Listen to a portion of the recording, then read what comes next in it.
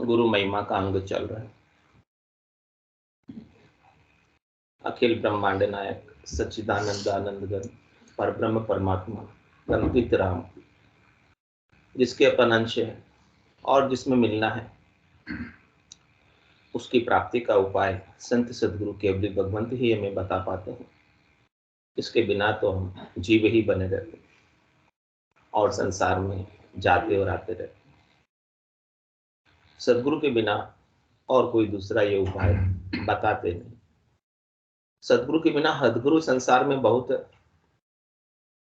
लेकिन हदगुरु संसार में सुखपूर्वक रहने की कला हमें सिखा सकते। 3 लोकों में फल प्राप्ति का उपाय बता सकते। महाराज करे फल पावे पदवी मिले, गर्भ न छूटे। जन्म मरण से रहित होने का उपाय केवल और केवल सतगुरु के पास। बाकी संसार के सुखों के उपाय तो अनेक जगह मिल जाएंगे। चमत्कार बहिरंग पर्चे अनेक जगह मिल जाएंगे। सब चमत्कार को नमस्कार करते हैं। तो महाराज कहते कि चमत्कारों में अपने को नहीं रीझना है। चमत्कार मुमकिन हो सकते हैं, लेकिन वो भी क्षणिक के नासवान है, थोड़ी देर के होकर मिट जाते हैं। वो भी माया से रचित है, माया के ही बने हैं। अपने को माया से पार, समय से पार, काल से पार उस देश को प्राप्त करना है। अपने स्वरूप का बोध करना, अपने आनंद का बोध करना है, जो कालातीत है, समयातीत। और जहां जाने के बाद आने की रीत, उस देश की प्राप्ति का उपाय, संतों के देश की प्राप्ति का उपाय, चौथे लोक की प्राप्ति का उपाय कौन बता सकता? कह रहे महाराज सदगुरु बिना न मोक्ष, भूप बिन पटा न देवे, बादशाह बिन हुक्म जगत की खबर न लेवे, समुद्र न उतरियो जाय नाव काष्ठ बिन सोई, हीरा रतन सरमाय भेद मर जीवा होई, पारस बिन बहु पहान लोहे क्यों आण लगावे, जन सुखिया सतगुरु बिना जीव मोक्ष नहीं जावे। कहने कि जीव को परम मोक्ष में जाना है, आनंद पद में जाना है, केवल पद में जाना है, और ये मोक्ष भी उसे जीते जी ही प्राप्त करना है। मरने के बाद नहीं होने वाला मोक्ष। मोक्ष के लिए मरने की आवश्यकता है क्या?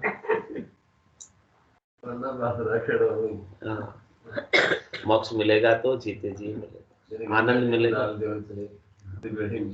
आनंद मिलेगा तो जीते जी मिलेगा। मरने के बाद कुछ भी मिलने वाला नहीं। मरने के बाद तो दूसरी देह मिलेगी, मरने के बाद तो दूसरी देह मिलेगी। ये देह छूट जाएगी और दूसरी देह मिल जाएगी। मरने के बाद तो वो होगा। और जो इस देह के अंदर किए हुए कर्म थे, जो बाकी रह गए, वो दूसरी देह में जाकर भुगतान करने को। दूसरी देही में बने देही ना आवे, दूसरी देही आवे तो वो तो कर्म, कोई भी देह आएगी, सब में भोगने के लिए जाना पड़ेगा। कोई भी देह है,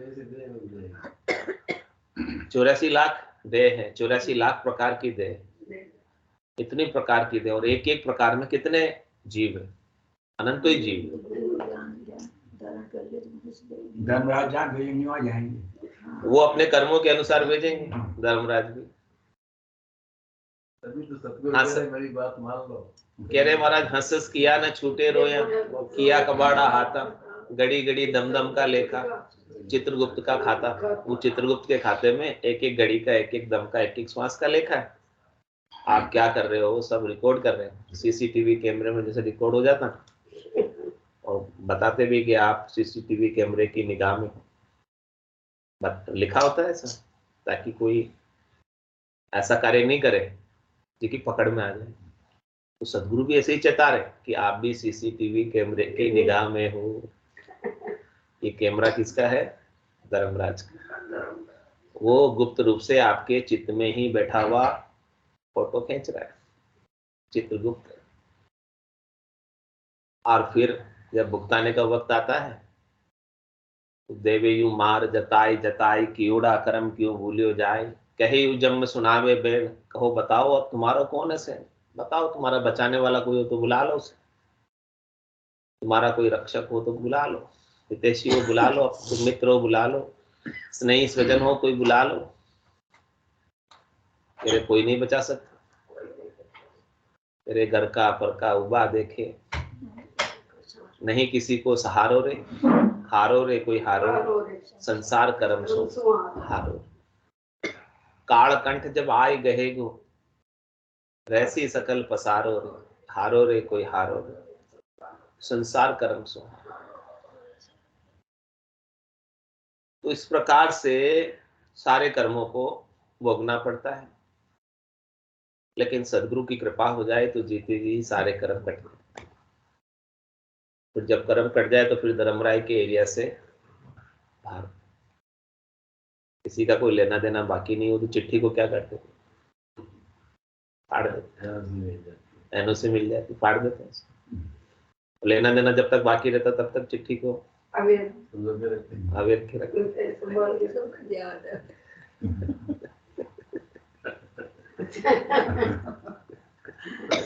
ऐसे धर्मराय भी चिट्ठी को अवेर के रखता है जब तक आपका एक भी कर्म बाकी है, फाड़ता नहीं है वो, फाड़ता नहीं है चिट्ठी को, अवेर के रखता है और ब्याज सहित वसूलता है। तो महाराज कह रहे हैं कि जब सब कर्म कट जाए सदगुरु की कृपा से तो धर्मराय लेखन दर में ले, पाप पुण्य खत फाड़े। पाप और पुण्य के जितने भी आपके खत हैं उन सबको फाड़।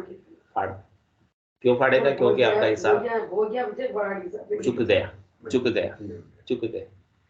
कैसे चुका? कि आपने उसका बदला देके चुका दिया या भोग के चुका दिया। कैसे चुकाया आपने? भोग के चुकाया, भोग के चुकाया।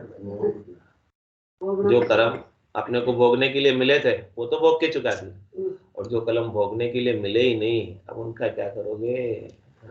अभी क्रियमान तो आपके हाथ में है कि चलो क्रियमान हम अच्छे करेंगे, अच्छे कार्य करेंगे, बुरे नहीं करेंगे। और जो प्रारब्ध है, जो हमारे पिछले जन्मों के किए हुए हैं, जो इस जन्म में भोगने के लिए मिले हैं, वो जैसे तैसे करके सुख दुख पाके भोग लेंगे, ऐसे चुका देंगे प्रारब्ध कर्म। और तो कोई उपाय नहीं प्रारब्ध कर्म। हाँ, लेकिन जो संचित कर्म है, जो इस जन्म में भोगने के लिए अलौट ही नहीं हुआ, उनका क्या करोगे? संचित कर्म का परिणाम कितना है, प्रमाण कितना है, कितने प्रतिशत संचित कर्म है? राम से सब कट जाएंगे। कह रहे हैं महाराज कि 90% तो आपके संचित है। कितने प्रतिशत? 90% संचित कर्म है जो इस जन्म में भोगने के लिए मिले ही नहीं, आगे मिलेंगे।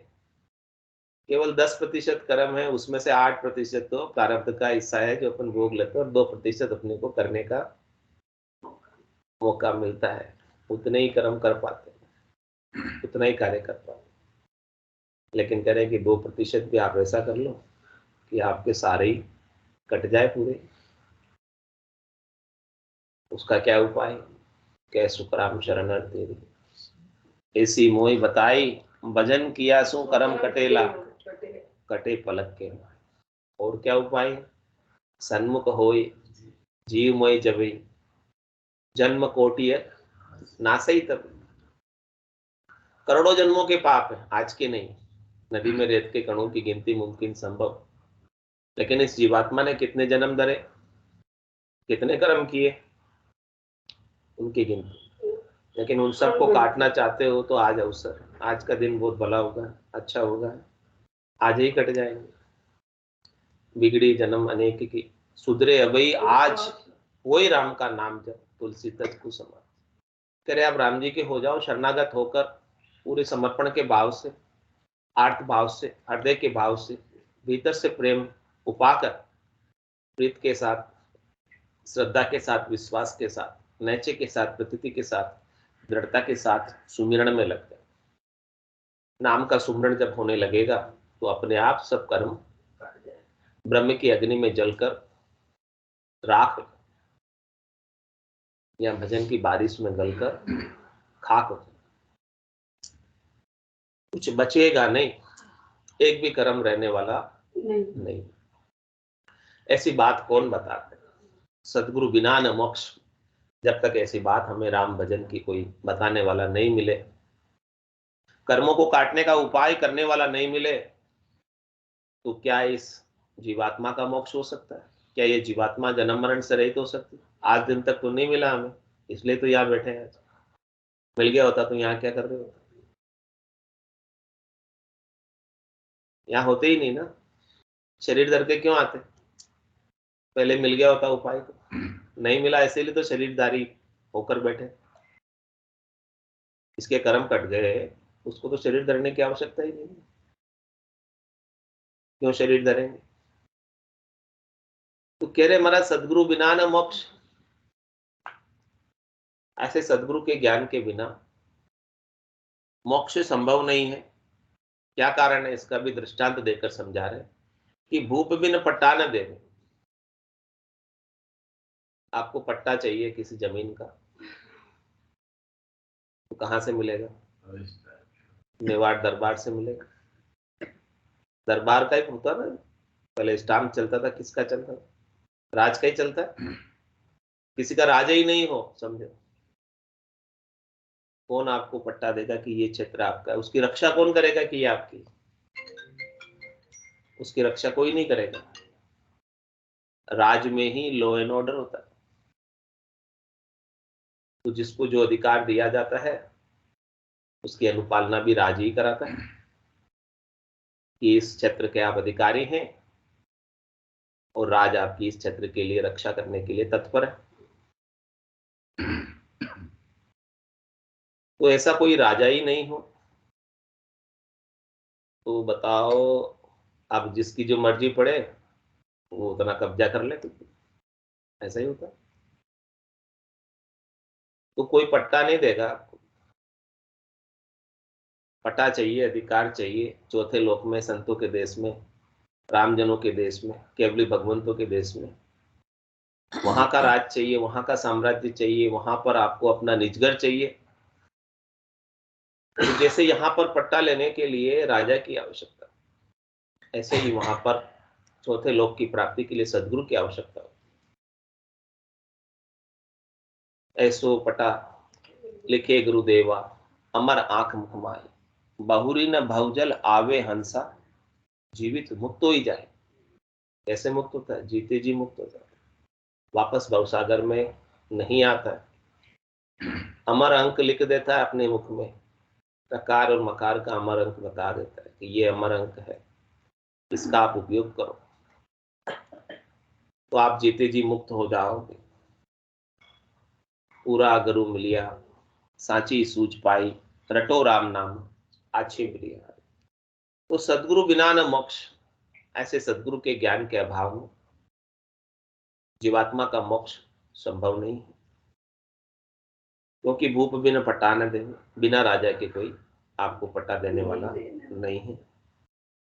और आगे महाराज दृष्टांत देकर समझा रहे हैं, बादशाह बिन हुक्म जगत की खबर न ले। राजा के ऊपर बादशाह होता है, राजा तो अपने राज्य का, और बादशाह कहाँ बैठता? दिल्ली में। ये महाराज का जो समय था उस समय की बात है, बादशाह की। तो कह रहे हैं कि सबका जो खबर है संसार की वो किसके पास है? सब लॉ एंड ऑर्डर की पालना कौन कराता है? बादशाह कराता है। और समझो नहीं हो तो सब अपनी अपनी मनमर्जी से करने लग जाए, मनमर्जी, अव्यवस्था हो जाए, व्यवस्था नहीं बन पाएगी, अराजकता फैल जाएगी। इसी प्रकार से महाराज फरमाने की जैसे बादशाह के बिना संसार की खबर, संसार में लॉ एंड ऑर्डर नहीं चल सकता, उसी प्रकार से बिना सदगुरु के संसार के जीव परम मोक्ष में नहीं जा सकते।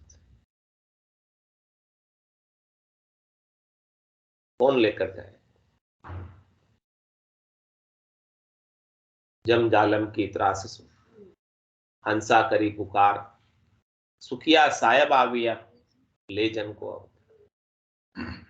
जब यहाँ जनता जम की जालम की त्रास से, कर्मों के फल भोगते भोगते, दुख पाते पाते बहुत दुखी हो गई, तब सब जनता ने मिलकर पुकार की परमात्मा से।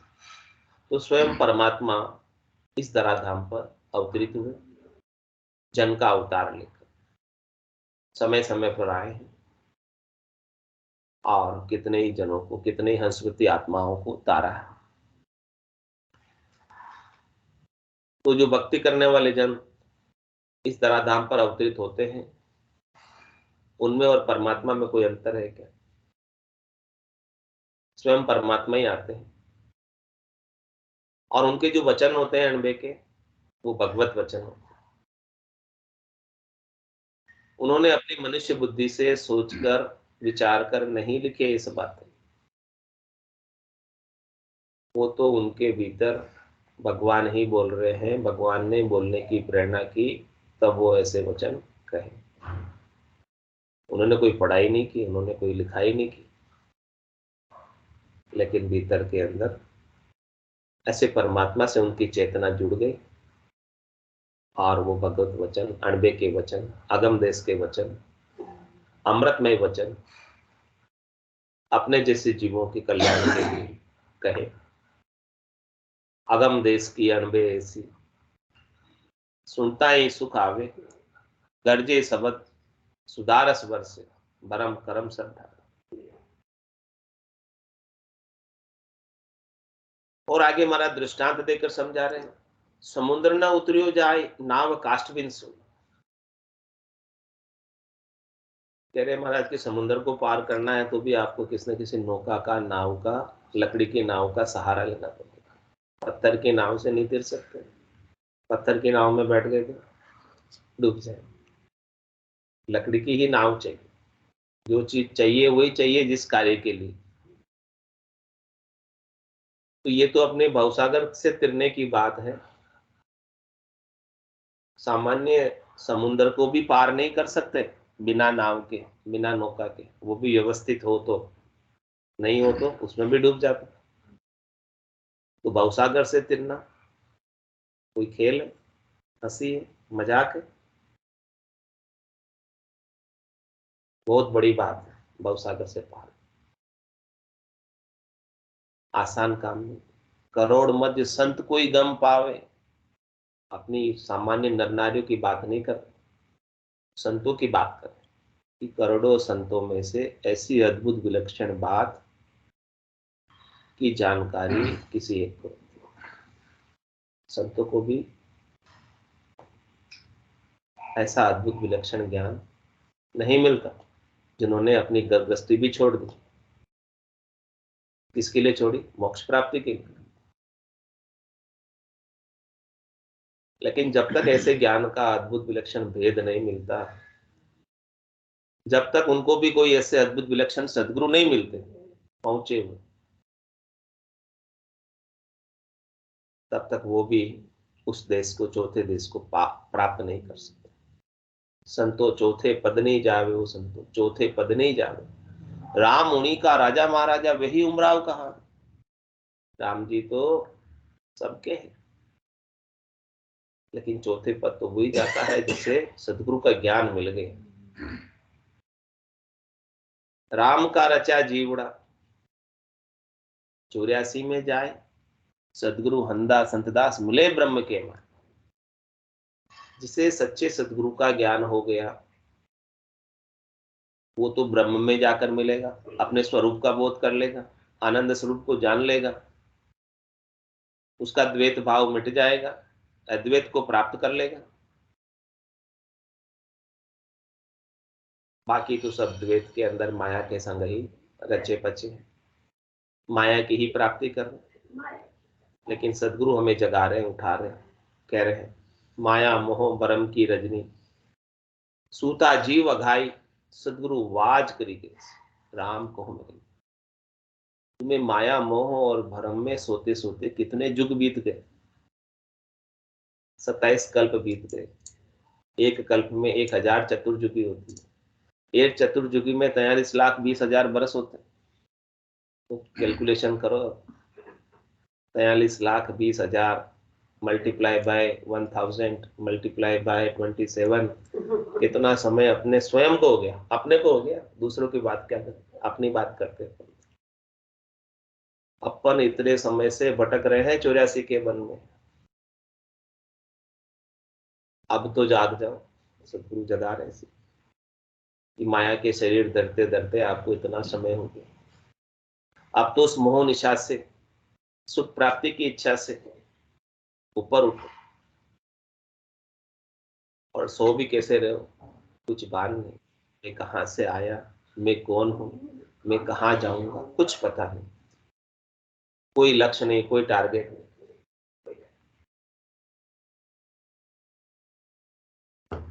से सदगुरु जगा कर कह रहे हैं कि आप अभी राम नाम का सुमिरन कर लो। जिसका सुमिरन करोगे आप उसी में जाकर मिल जाओ। तो इस प्रकार से सदगुरु अपने को भवसागर से तिराने के लिए राम नाम की नौका पर बिठा रहे, तो ये भवसागर आसानी से पार हो जाएगा। और दृष्टांत देकर समझा रहे हैं, हीरा रतन सरमाई भेद मर्जीवा हो।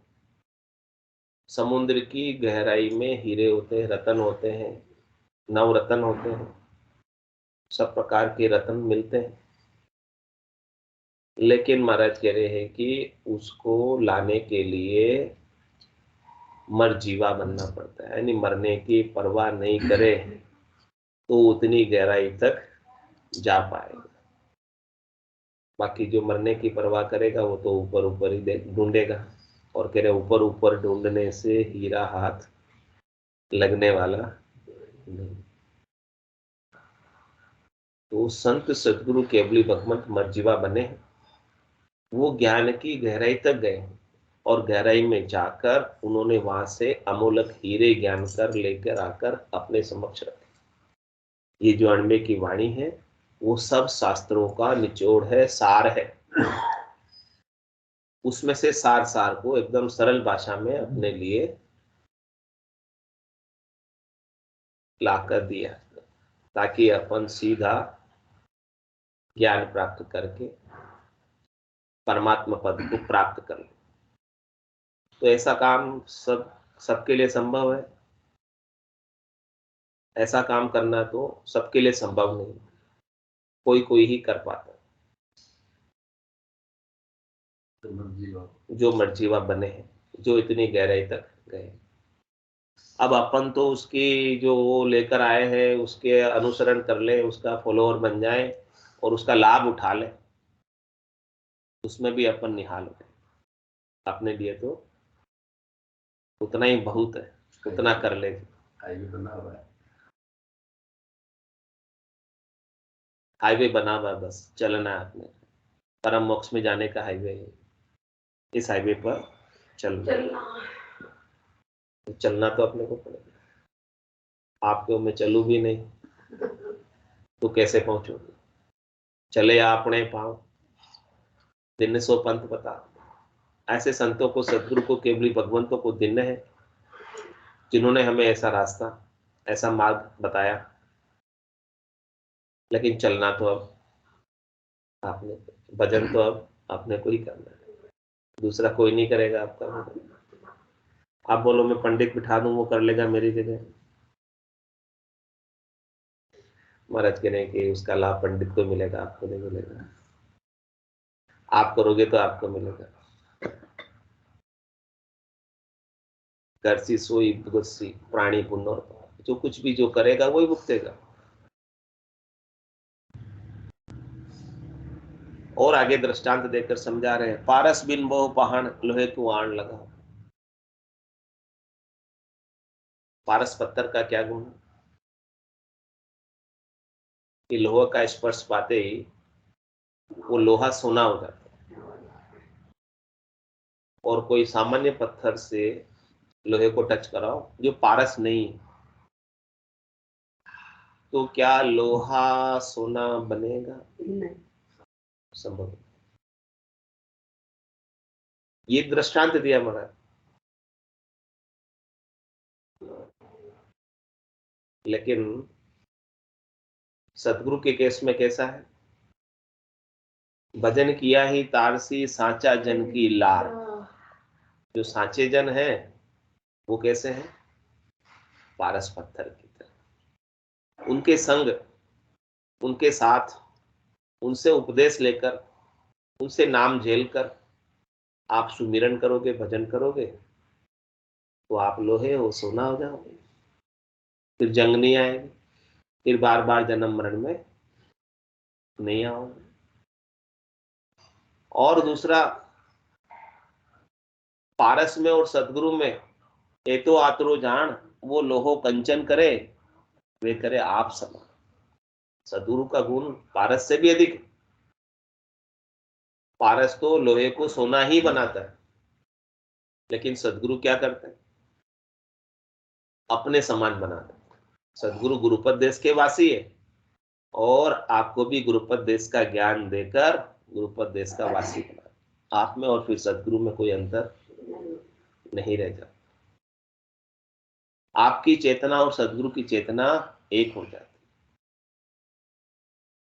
सदगुरु की चेतना परमात्मा की चेतना से जुड़ी हुई और आपने अपनी चेतना को सदगुरु की चेतना से जोड़ लिया, तो ज्योत से ज्योत जगाते चले, आगे से आगे ज्योत जलती जाएगी और सब चेतनाएं, सब जीवात्माएं जागृत हो जाएगी और जागृत होकर परमात्मा में मिल जाएगी।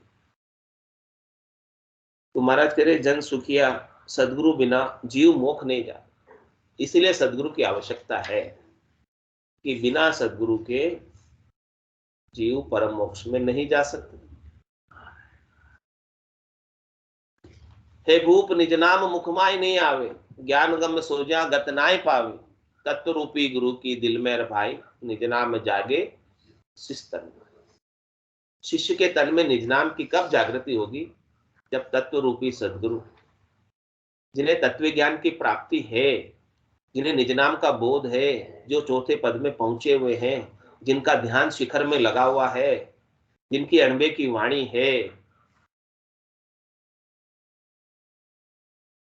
वो प्राप्त हो जाए, उनका संग प्राप्त हो जाए, तभी निज नाम जागृत होता। उनके ज्ञान के बिना निज नाम जागृत नहीं होता और बिना निज नाम के मोक्ष नहीं होता। 91 हरजस पदराग वेरु प्रभाती 2 एक। सुनि जो अरज हमारी हो प्रभु जी, सुन जो अरज हमारी, चेतन खून गुना सब बदसो, राखो शरण तुम्हारी। चेतन खून गुना सब बदसो, राखो शरण तुम्हारी। सुन जो अरज हमारी वो प्रभु जी, सुन जो अरज हमारी। तुम प्रतिपाल उदाहरण स्वामी, मैं हूँ करम विलासी। तुम प्रतिपाल उदाहरण स्वामी, मैं हूँ करम विलासी। अब तो शरण तुम्हारी आयो, काटो जम की फांसी। अब तो शरण तुम्हारी आयो, काटो जम की फांसी। सुन जो अरज हमारी वो प्रभु जी, सुन जो अरज हमारी। मैं तुझे बिरद अशोहर सुनियो, अजामिल सातारा। मैं तुझे बिरद अशोहर सुनियो, अजामिल सातारा। किणकादिरी विकारा माही गज का पंद निवारा किणकादिरी विकारा माही गज का पंद निवारा सुन जो अरज हमारी ओ प्रभु जी सुन जो अरज हमारी मैं तुझे जीव बुध बुधियो स्वामी क्या करनी हो करसी मैं तुझे जीव बुध बुधियो स्वामी क्या करनी हो करसी जे हरि आप करो कृपा तब अवश्य योति रहसी जे हरि आप करो कृपा तब अवश्य योति रहसी सुन जो अरज हमारी ओ प्रभु जी सुन जो अरज हमारी तुम तारो जब सिमरत स्वामी कहो गुण पालन हारा तुम तारो जब सिमरत स्वामी कहो गुण रोगन हारा चौदा भवन लोक मिलती नो सब ले आप पसारा चौदा भवन लोक मिलती नो सब ले आप पसारा सुन जो अरज हमारी ओ प्रभु जी सुन जो अरज हमारी ज्ञान ज्ञान करणी और क्रिया मोह से सजयन काई ज्ञान ज्ञान करणी और क्रिया मोह से सजयन काई जय सुख राम मिला दर माई किया करम नहीं जाई